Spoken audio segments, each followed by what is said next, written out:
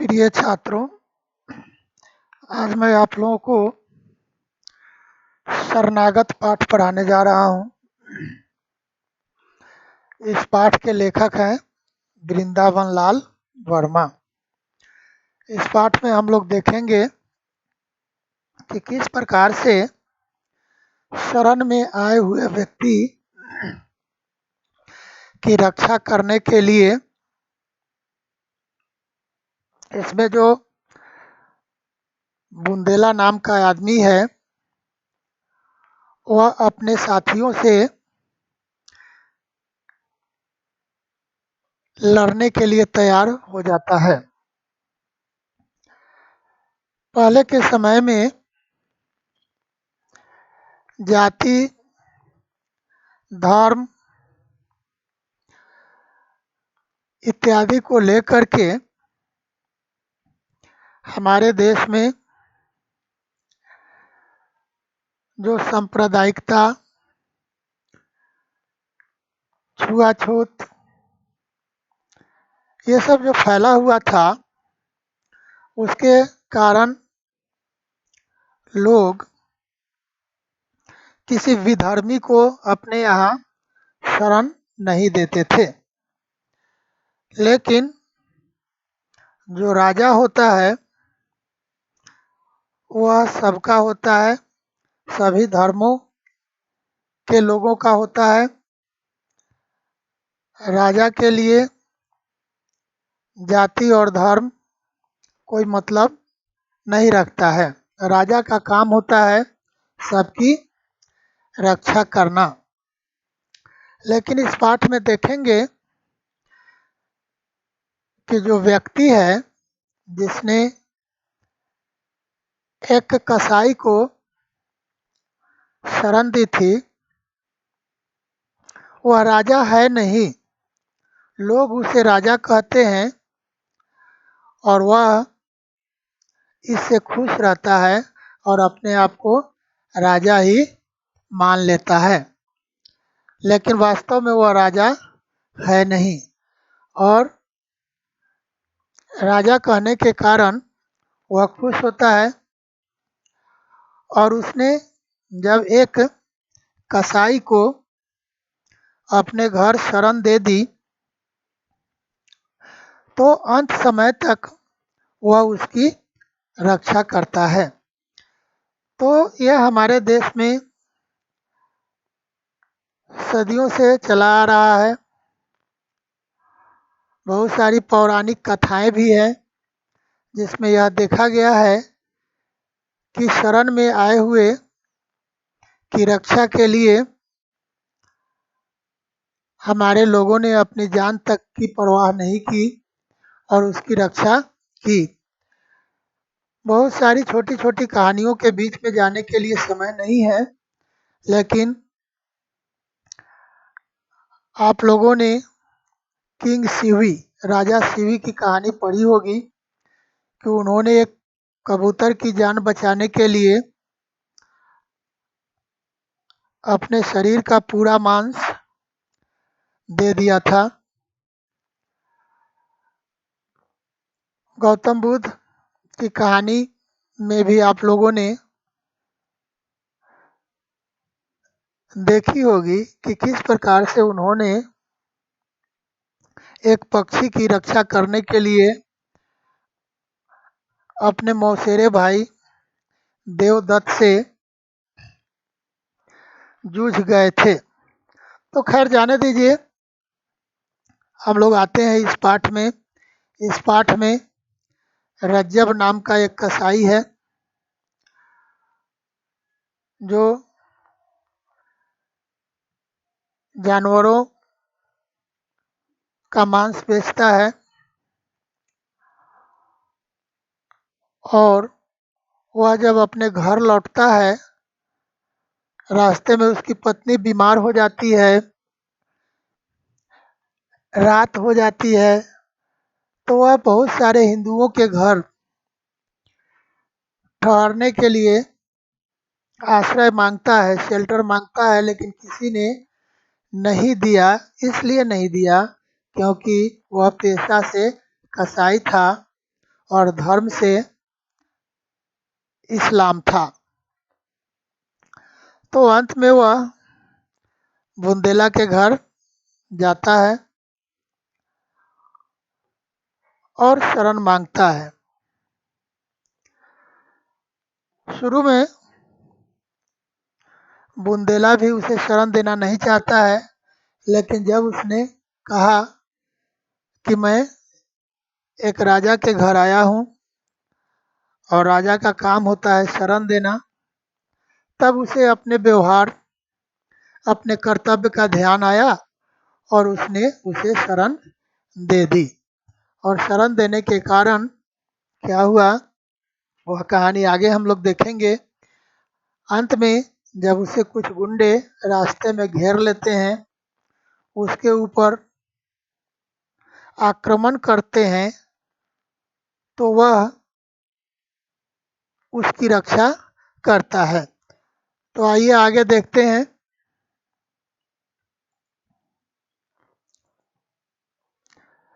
रज्जब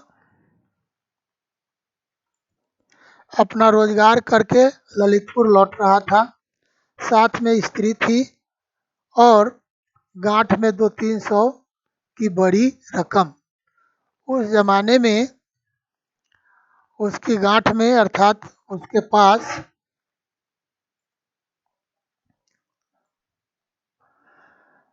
200-300 रुपए थे, जो उस समय बड़ी रकम होती थी। यह लौट रहा था ललितपुर। आप कहेंगे कि यह ललितपुर क्या है? ललितपुर उसका गांव है। रजब कसाई का गांव है ललितपुर। वह लौट रहा था, साथ में उसकी पत्नी थी और उसके पास 200-300 रुपए भी थे। मार्ग बिहर था और सुनसान। रास्ता जो था वह बिहर था और सुनसान था। ललितपुर काफ़ी दूर था। बसेरा कहीं न कहीं लेना ही था। कहने का मतलब कि उसका गांव जो ललितपुर है, वह जहाँ से चला था वहाँ से बहुत दूर था। इसलिए रास्ते में उसे कहीं न कहीं बसेरा लेना मतलब रुकना ज़रूरी था। इसलिए उसने मरपुरा नामक गांव में ठहर जाने का निश्चय किया। तो उसने निश्चय किया कि रास्ते में मरपुरा नाम का एक गांव पड़ता है, उस गांव में वह रात को रुक जाएगा। उसकी पत्नी को बुखार हो आया था, रकम पास में थी और बैलगाड़ी किराए पर करने में खर्च ज़्यादा पड़ता था। इसलिए रजब ने उस रात आराम कर लेना ही ठीक समझा। कहने का मतलब यह है, मैंने पहले ही कहा कि उसकी पत्नी भी बीमार थी और पास में पैसे थे। तो पास में पैसे लेकर के और रात में सफ़र करना ठीक नहीं है। और वह अभी पैदल, और फिर रास्ता जो बिल्कुल सुनसान हो, बीहड़ हो, तो ऐसी परिस्थिति में जोखिम उठाना ठीक नहीं समझा। और एक बात और थी कि वह कंजूस भी था, क्योंकि यदि वह बैलगाड़ी भाड़ा पर ले लेता, उस समय सवारी का साधन बैलगाड़ी ही थी, तो ले लेता तो कम से कम एक साथी भी उसके साथ हो जाता। और पत्नी बीमार थी, चल नहीं पाती थी, तो वह आराम से जा भी सकता था। लेकिन उसने ऐसा इसलिए नहीं किया क्योंकि गाड़ी भाड़ा करने में उसे खर्च अधिक लग रहा था। परंतु ठहरता कहाँ, जात छिपाने से काम नहीं चल सकता था।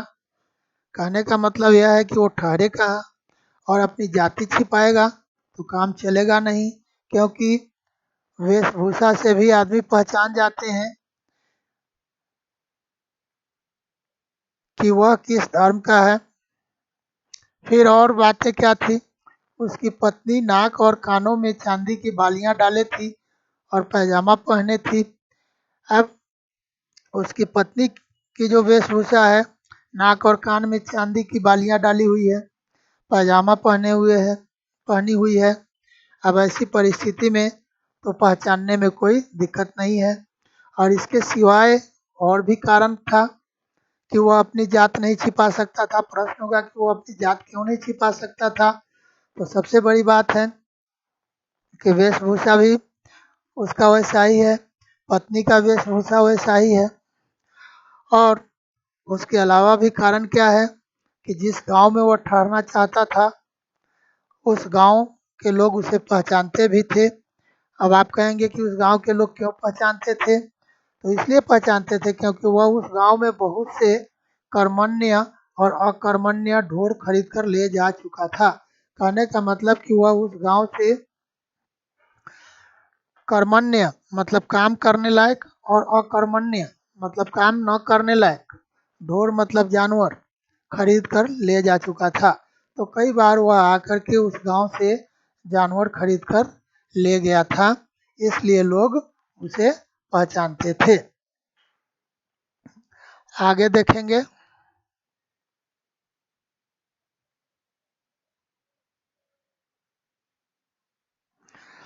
अपने व्यवहारियों से उसने रात भर के बसेरे के लायक स्थान की याचना की, किंतु किसी ने मंजूर न किया। उन लोगों ने अपने ढोर रजब को अलग अलग और लुके छिपे बेचे थे। ठहरने में तुरंत थी, तरह तरह की खबरें फैलती, इसलिए सबने इनकार कर दिया।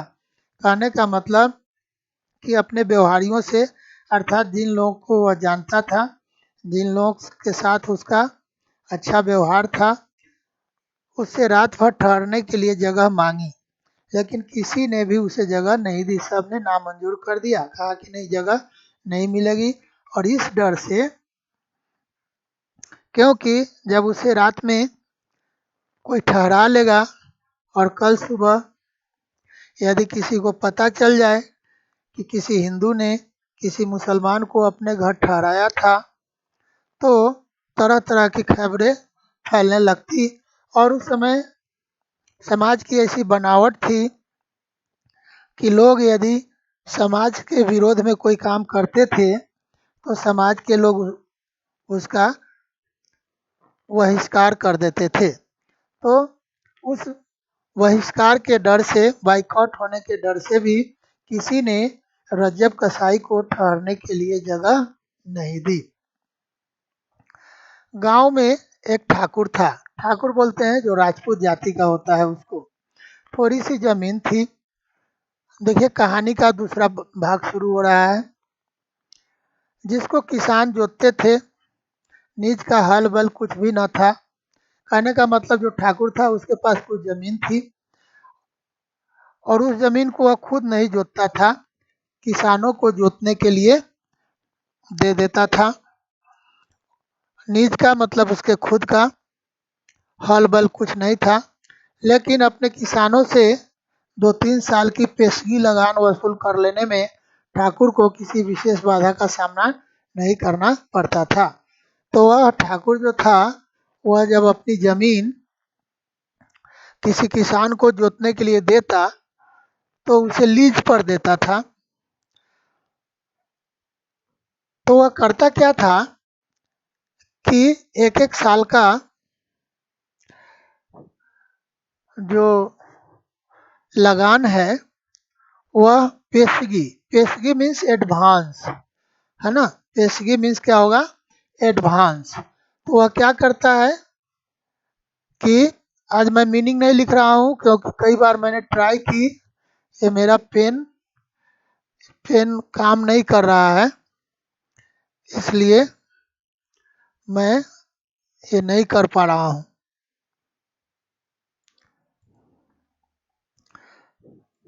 हाँ,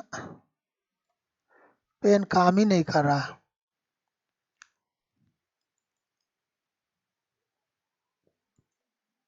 नहीं काम कर रहा। ठीक है, ऐसे ही काम चलाते हैं। मैं बोल देता हूँ, आप लोग सुनते समझते चलिएगा। तो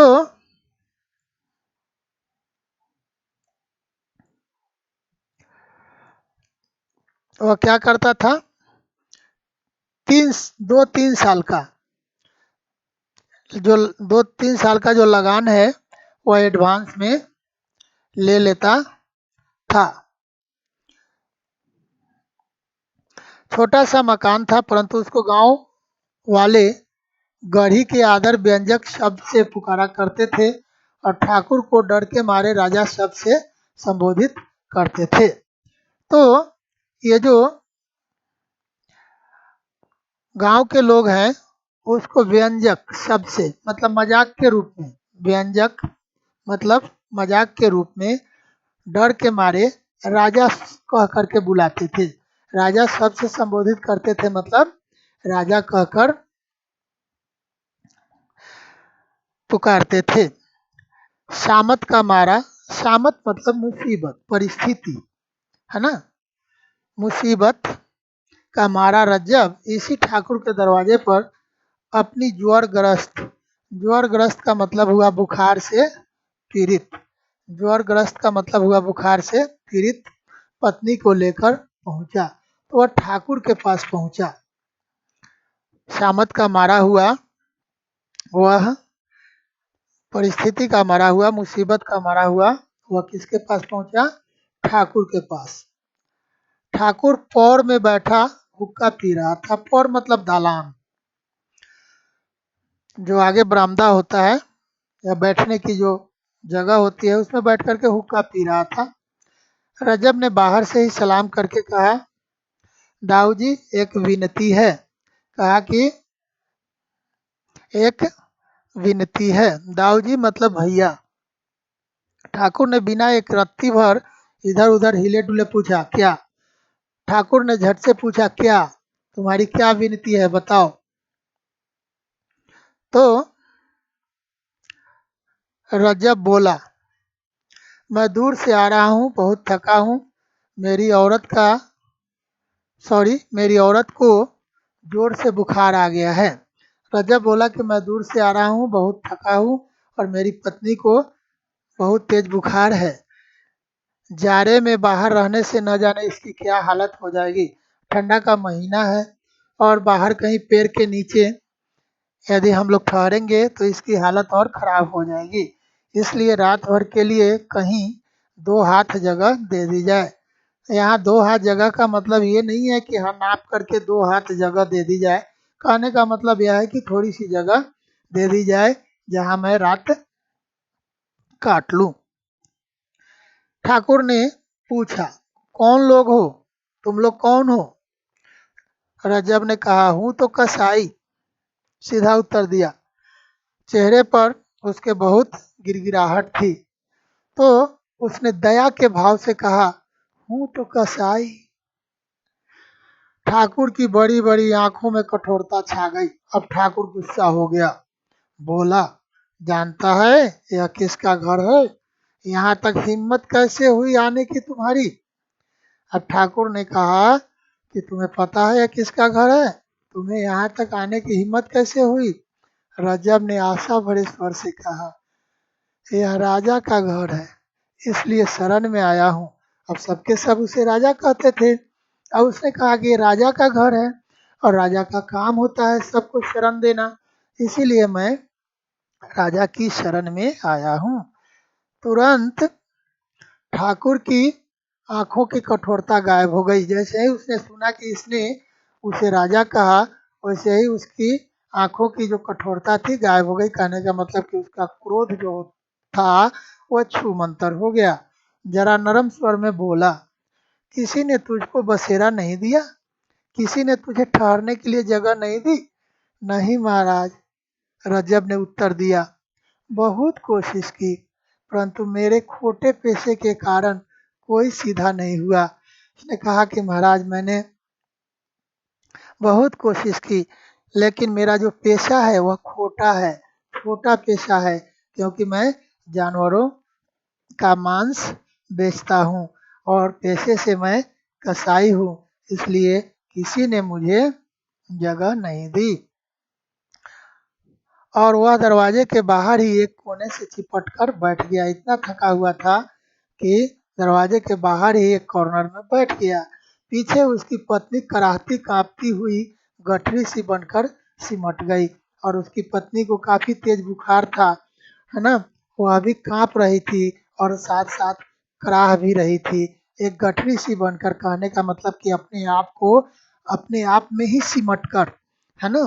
जैसे ठंडा जब ज्यादा लगता है और ओढ़ने की व्यवस्था या कपड़ा की व्यवस्था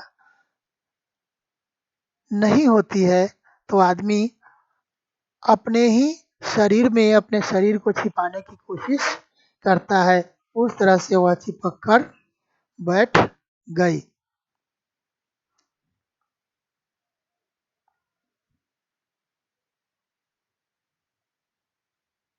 ठाकुर ने कहा, तुम अपनी चिलम लिए हो? कहने का मतलब कि हुक्का पीने के लिए या गांजा पीने के लिए चिलम की व्यवस्था की जाती है और वो मिट्टी की बनी हुई होती है। उसने कहा कि अपनी चिलम लिए हो? कहने का मतलब यह है कि जिस चिलम से वो ठाकुर पिएगा, वह जो बुंदेला जाति का जो ठाकुर है, जो राजा जिसको कहा जा रहा है, वह पिएगा, वह चिलम रजब को नहीं देगा। अब ठंडा लग रहा है तो वह उसको चिलम देगा, वह पिएगा तो उसके शरीर में गर्मी आ जाएगी। तो रजब ने उत्तर दिया, हाँ सरकार, अपनी चिलम लाया हूँ। ठाकुर बोला, तब भीतर आ जाओ और तंबाकू अपनी चिलम से पी लो। उसने कहा कि अपनी चिलम से तम्बाकू मतलब टोबैको पी लो। अपनी औरत को भी भीतर कर लो, हमारी पौर के एक कोने में पड़े रहना। कहा कि अपनी पत्नी को भी भीतर ले आओ और ये जो मेरा दालान है उसमें एक कोने में तुम लोग पड़े रहो, रात काट लो। जब वे दोनों भीतर आ गए, ठाकुर ने पूछा, तुम कब यहाँ से उठकर जाओगे? ठाकुर ने पूछा कि अच्छा ये बताओ कि सुबह में कितने बजे जाओगे, कब उठोगे, कब जाओगे? जवाब मिला, अंधेरे में ही महाराज। खाने के लिए रोटियां बांधे हूँ, इसलिए पकाने की जरूरत न पड़ेगी। कहा कि खाने के लिए मैं रोटी भी लेकर के आया हूँ, इसलिए पकाने की जरूरत नहीं पड़ेगी। तुम्हारा नाम क्या है? बताया, मेरा नाम रज्जब है। थोड़ी देर बाद ठाकुर ने रजब से पूछा, कहाँ से आ रहे हो? रजब ने स्थान का नाम बताया, जगह का नाम बताया जहाँ से आ रहा था। यहाँ जगह का नाम नहीं दिया है। वहाँ किस लिए गए थे? कसाई ने बताया, अपने रोजगार के लिए। काम तो तुम्हारा बहुत बुरा है, राजा ने कहा। रजब ने कहा, क्या करूं, पेट के लिए करना पड़ता है। परमात्मा ने जिसके लिए जो रोजगार मुकर्रर किया है वही उसको करना पड़ता है। रजब ने कहा कि परमात्मा ने जिसके लिए जो रोजगार मुकर्रर किया है, फिक्स किया है, तय किया है, वही काम उसको करना पड़ता है।